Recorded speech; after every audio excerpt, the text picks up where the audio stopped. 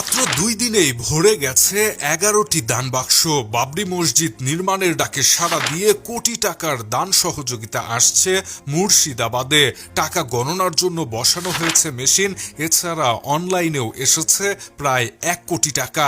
এখন পর্যন্ত বাবরি মসজিদের জন্য তাহলে মোট কত কোটি টাকা উঠল? সংখ্যাটি শুনলে আপনি নিজেও চমকে যাবেন। পশ্চিমবঙ্গের মুর্শিদাবাদে রাজনীতিবিদ হুমায়ুন কবিরের প্রস্তাবিত বাবরি মসজিদের জন্য অনুদানে এক অভাবনীয় ঢল নেমে গেছে। ভিত্তিপ্রস্তর স্থাপনের দিন সভাস্থলে রাখা স্টিলের তৈরি 11টি বিশাল দান বাক্স মাত্র 2 দিনেই কানায় কানায় পূর্ণ হয়ে গেছে। রবিবার রাতে বিশেষ মেশিন দিয়ে টাকা গোনা শুরু হলে দেখা যায় শুধু নগদ অর্থই নয়, অনলাইনে কিউআর কোড স্ক্যান করেও এসেছে বিপুল পরিমাণের অনুদান। এখন পর্যন্ত মোট 4টি বাক্স এবং অনলাইন মিলিয়ে টাকার পরিমাণ গিয়ে দাঁড়িয়েছে প্রায় 1,30,00,000 রুপিতে। এদিকে এই বিপুল পরিমাণের অর্থ ব্যবস্থাপনায় স্বচ্ছতা বজায় রাখতে নেওয়া হয়েছে নজিরবিহীন পদক্ষেপ।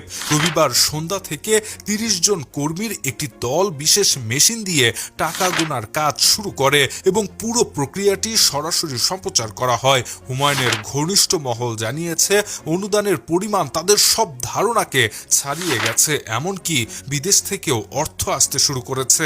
এই টাকার পাহাড় নিরাপদে রাখতে এখন সিসিটিভি এবং কড়া নিরাপত্তা সহ একটি আলাদা ঘর তৈরির পরিকল্পনা করা হচ্ছে।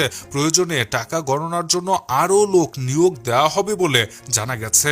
এদিকে জানা গেছে এই গণজোয়ারের পেছনে রয়েছে তীব্র এক রাজনৈতিক সংঘাত। বাবরি মসজিদের ভিত্তিপ্রস্তর স্থাপনের ঘোষণার পরই তৃণমূল কংগ্রেসের হুমায়ুন কবিরের সাথে দূরত্ব তৈরি করে এবং অবশেষে তাকে দল থেকে বরখাস্ত করে তৃণমূল কংগ্রেস। কিন্তু তাতেও দমে যাননি এই বহিষ্কৃত নেতা।